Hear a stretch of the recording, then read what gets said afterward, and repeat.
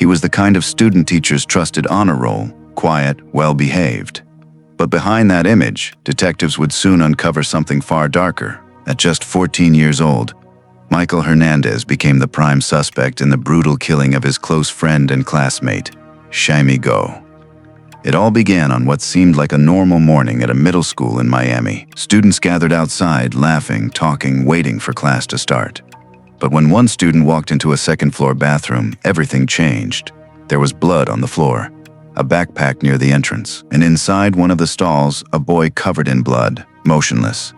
Panic spread through the school within minutes.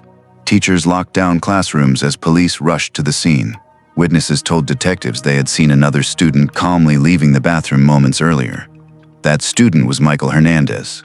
At first, Michael claimed the blood on his shirt came from a nosebleed. Then his story changed, and changed again. But when investigators searched his backpack, they found bloody gloves and clothing hidden inside. What followed was one of the most chilling interrogations detectives had ever experienced. A quiet teenager speaking with a calmness that left even seasoned investigators disturbed. And the deeper they dug into Michael's mind, the more terrifying the truth became.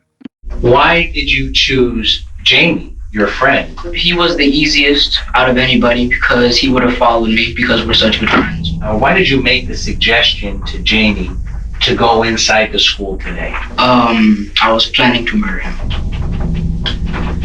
Do you know why you were going to do this? No, I don't. Before you watch this interrogation, understand one thing. Michael Hernandez is not screaming. He is not crying. He is not denying. He is sitting in a chair the way most kids sit in a guidance counselor's office. Polite, attentive, almost eager. And that is exactly what makes this footage so deeply unsettling. Because what you're about to witness isn't a child cracking under pressure. It's a 14-year-old calmly walking detectives through a murder he had rehearsed in his mind for an entire week. The horror here isn't the violence. It's the calm. Mike, just do me a favor. When you talk clearly so that Ms. Renee can understand you. Okay? All right. For the record, could you please state your name? Michael Hernandez. Mike, what's your birth date? February 2nd, 1990. Happy birthday. Thank you. So you just turned 14? Yes, I did. Very good. And what grade are you in? I'm in the 8th grade. What school do you go to? Southwood Middle School.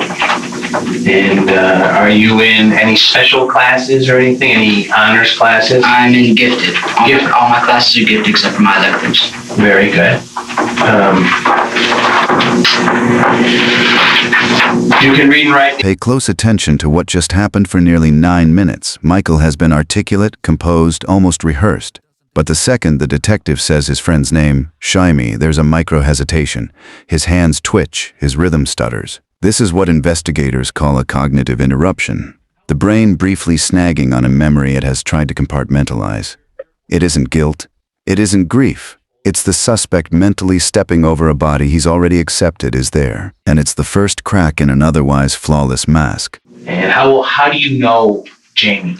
We've been friends since the 7th grade. And for the record, Jaime is the victim in this case. How old is Jaime? 14. And you're 14 also? Yes. How much older is he than you? I'd say about 4 months. Let's see. 4 months. Almost 4. It would take a few days. Okay. All right. And what time did you get to school? 8:25, or a little after, between 8 and 8:30. And when you arrived at school, where did you go to? I went to the fence on the outside of the parking lot, north of the parking lot. And why is that? That's just where me and some other people would just hang out. And this would be before class? Yes, before class.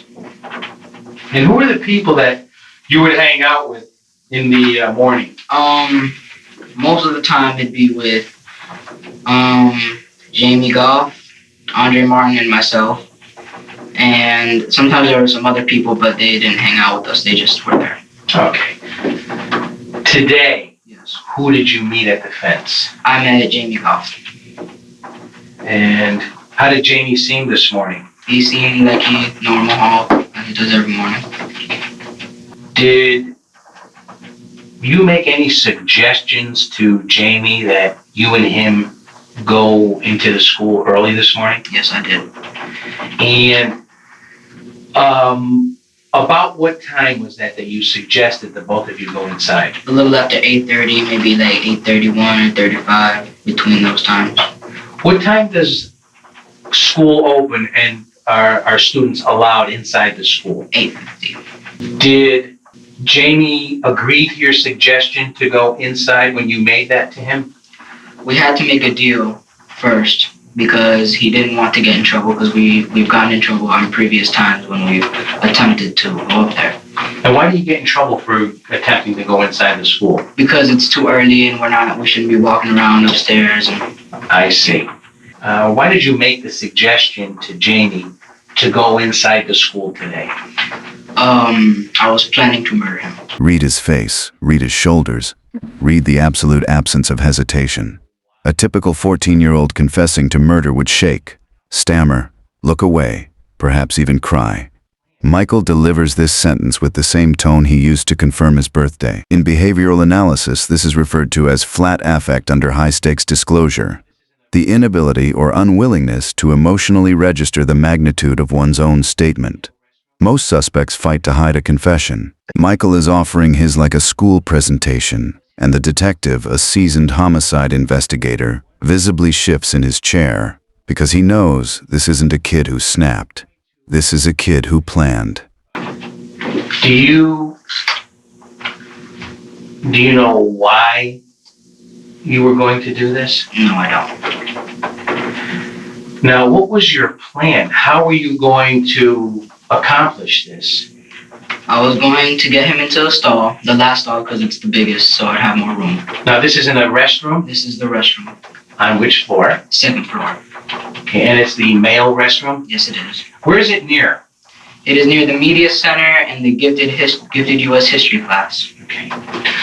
And once you brought or got Jamie in there, how were you going to bring him or lure him into the restroom?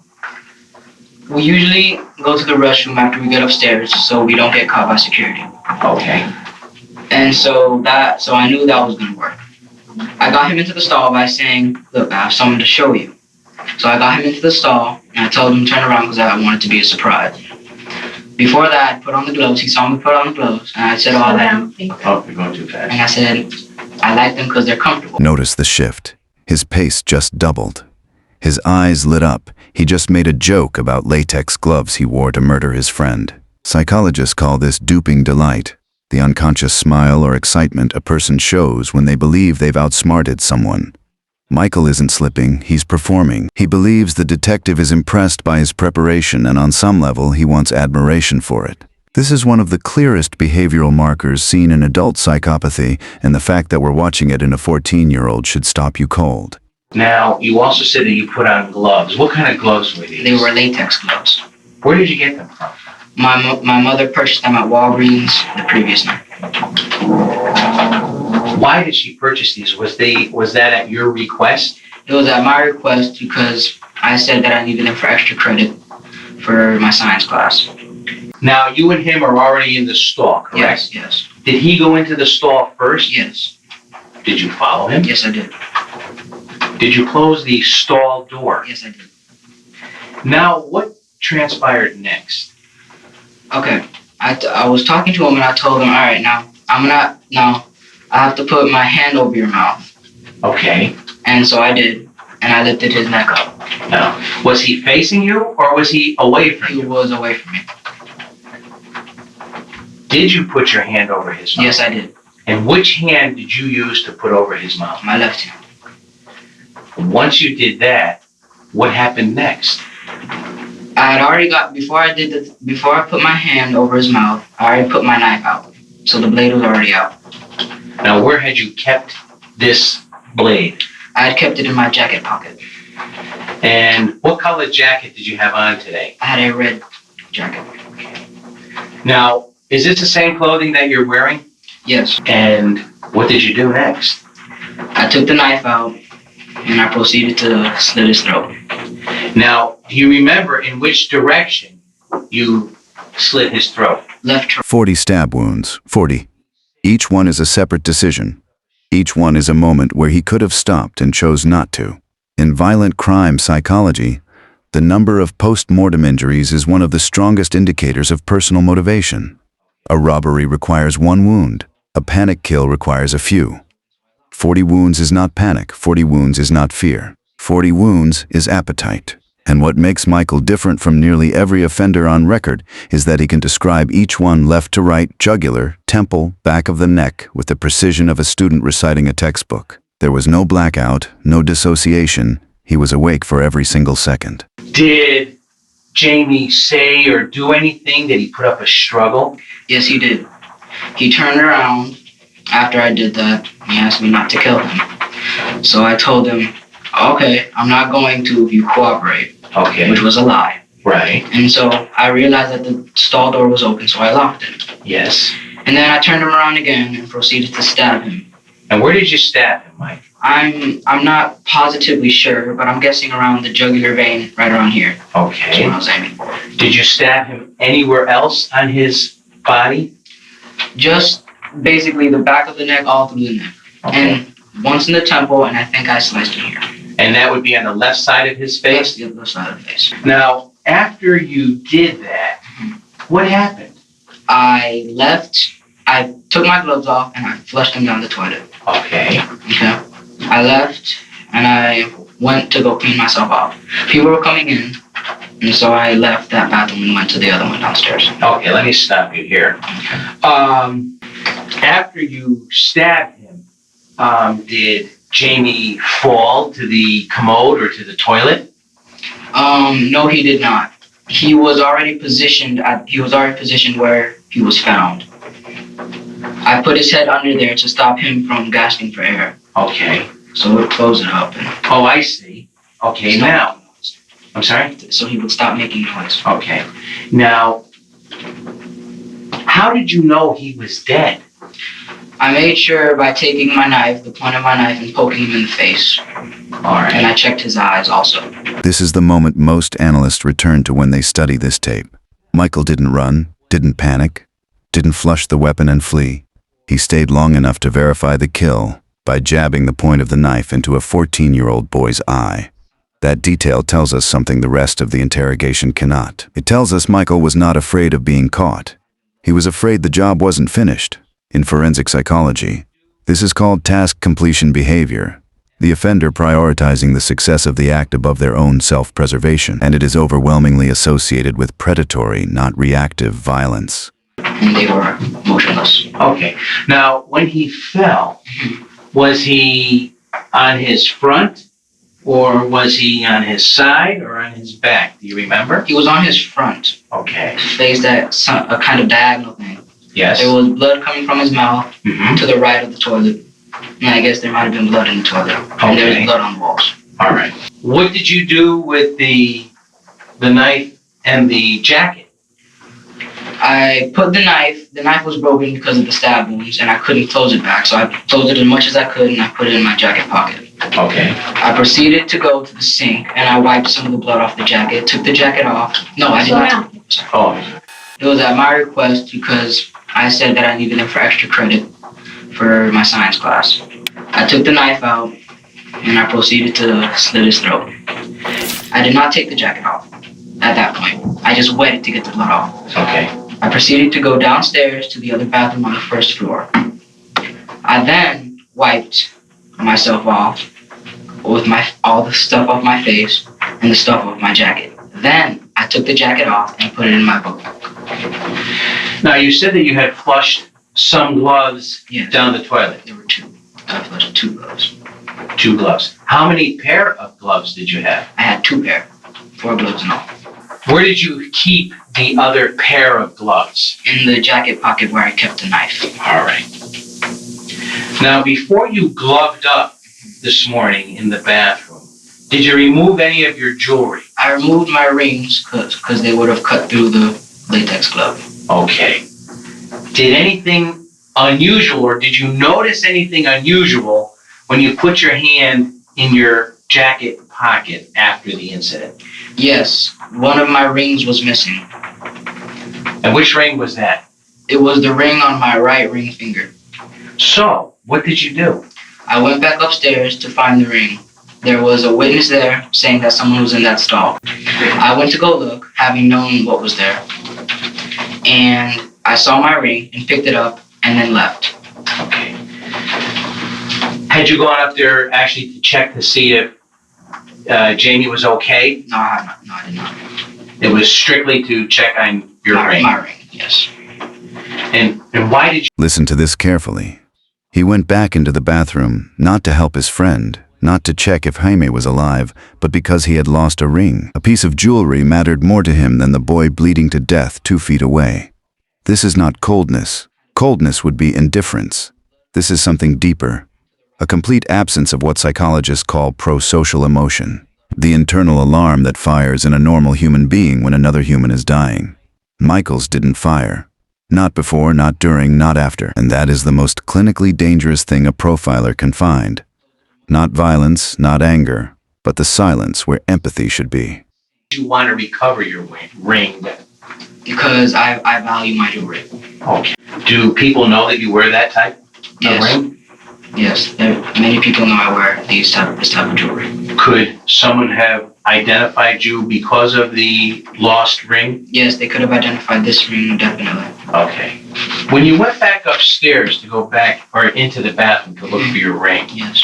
who is the individual that told you someone was in the stall? I'm not sure of his name. Had you had planned to do this to Jamie? Yes, I did. How long have you had this plan? A little under a week. And is there any specific reason why you planned this? No, there's not. Why did you choose Jamie, your friend? He was the easiest out of anybody because he would have followed me because we're such good friends. And I knew he would have followed me in there and done what I would have said. Okay. Now, I asked you about an individual named Andre Martin. Yes. Do you know Andre? Yes, I do. How old is Andre? He is 13. What grade is Andre in? He's in 8th grade.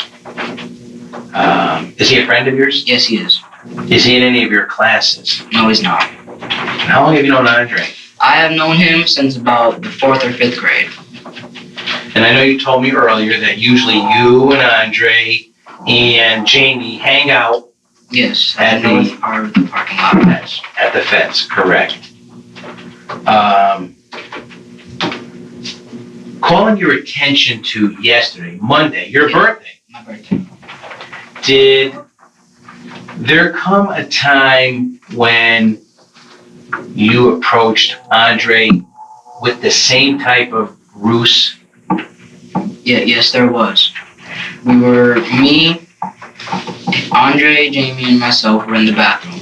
Which bathroom? We were in the other bathroom than where the victim was found today. The narrative just changed. Up until this point, this looked like one murder, one victim, one tragedy. But Michael just casually revealed that Jaime was not the original target. He was the backup. The day before, he had tried to lure another friend, Andre, into the same bathroom, the same stall, the same fate. This is not a kid who lost control. This is a kid who was working through a list. And in criminal profiling terminology, that single sentence transforms him from a juvenile offender into something far rarer and far more dangerous, a developing serial offender identified before his second kill. The world saw a school murder. Investigators saw a serial killer being caught at attempt number 2. What were your intentions yesterday? My intentions yesterday were to kill Andre. The same way that I killed Jamie today, except for the fact that I was going to stab him in the back and stab here, and that would have been it. Who was this you were going to do it to? I was going to do this to Earlier you told me that you had a belt and you were going to strangle someone. Yes, I was going to strangle him first, and then after he was dead, I was going to make sure by stabbing him. Okay, and this was Andre. This was Andre. Now, did you lure him into the bathroom yesterday? Into the bathroom, yes, not the stall. Okay. And how did you accomplish that? The bathroom? Yes. We were late to class. I told them both that we were going to be late to class. And so we snuck upstairs after the late bell had rung. We got to the bathroom, and I was trying to convince Andre to go into the stall. Okay. And how were you going to do that? I told him that I had something to show him. Okay. Yes. And what was his response to that? His response, he didn't want to do it, so he said no. He's like, why can't Jaime go first? My response then was that he's gonna go next. Okay. Now, did Jaime agree? Did Jaime say, I'll come in, I'll look? Yes, he did. Okay. And what did you say at that point? I said no, he's gonna go first. Okay. And any particular reason why? I wanted to get Andre killed first before I got Jaime. All right. Now, when that did not happen yesterday, what did you end up telling Andre and Jaime? I said, all right, are you gonna guys cooperate tomorrow? They're like, yeah, okay, we'll cooperate tomorrow. All right. Today, before this happened to Jaime, what were your intentions going to be if Andre should have shown up? I would have talked him into coming to the bathroom with me, coming into the stall. Then I would have proceeded to slit his throat and stab him continuously until he died in the neck area. Yes. And then I would have left him there. Yes. And gone back downstairs and talked Jaime into coming upstairs. Lured him into the other bathroom and slit his throat and stabbed him in the neck. Okay. Now, Mike, where did you get this knife from? I have a knife collection. Uh-huh. I've been collecting knives, and as I said, my dad has a store, and so I asked him for some knives. This was before I was gonna do this. Yes. And I asked him for some knives. He's like, all right, you can take them, because I wanted a not switch blade, but like a knife that can come out I easily. think they call them gravity knives. I'll ask you this: is there any particular reason why you did this to Jaime? No, there's not. Did he offend you in any way? No, he did not. Did he harm you in any way? No, he did not. Mike, you know the difference between right and wrong, correct? Yes, I do. Do you think what you did is right or wrong? No, I don't. Well, what don't you think? I think it is neither right, but I don't think it was wrong. Do you know what you did is wrong? Yes, I do. Okay. And here in the final minutes, the mask finally drops, not into emotion, but into ideology. When asked if what he did was wrong, Michael does not lie, he does not deflect. He admits that he simply does not believe it was wrong. That single answer is more revealing than the entire confession that came before it, because every other detail, the gloves, the stall, the ring, the 40 stab wounds, could theoretically be explained by impulse, by trauma, by mental illness, but this cannot. This is a worldview. A 14-year-old boy has constructed an internal moral system in which the murder of his best friend is permissible. And later, investigators would find a notebook in his room, a list of people he intended to kill, including his own sister, and a written mission statement to cleanse the planet. The interrogation ends here, but the truth is it never really ended. It just stopped being recorded. Is this the first time that you have been involved in something like this, Michael? Yes, it is.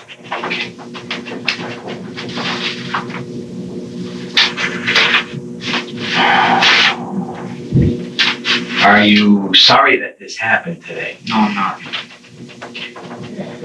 And this was an unprovoked attack on Jaime? Yes, it was. Sir, has everything you told me been true and correct to the best of your knowledge? Yes, it has. Have I forced you to give this statement, No, sir? you have not. Have I treated you gentlemanly? Yes, you have. Thank you, sir. I have no further questions. Okay.